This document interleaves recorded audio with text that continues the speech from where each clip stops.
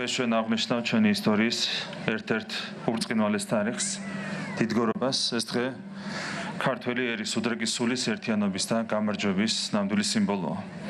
ყველა ერის ისტორიაში არსებობს თარიღები, რომლებიც არსებითად განსაზღვრავს მის მომავალს და სწორედ ასეთი თარიღია 1121 წლის 12 აგვისტო თითოეული ჩვენგანისთვის. ეს არ იყო მხოლოდ ბრძოლაში წარმატება, ეს იყო ქართული სახელმწიფოს იდეის და ამავდროულად იმ ქრისტიანული ფასეულობების საბოლოო გამარჯვება, რომელსაც ეფუძნება მთელი ჩვენი კულტურა და მთელი ჩვენი ისტორია.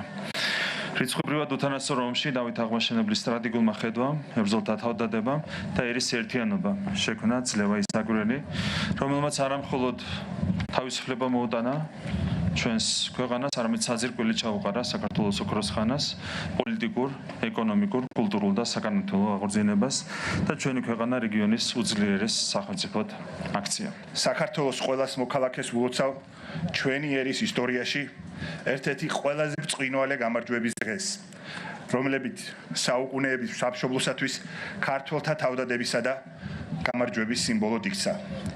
დიდგორის ბრძოლა ყველა თაობის ერისა და ბერისათვის არის სიმამაცისა და იმავდროულად გონიერების ზეიმი, რწმენის სიმტკიცის, ღირსებისა და ქვეყნის დაცვის შესანიშნავი მაგალითი.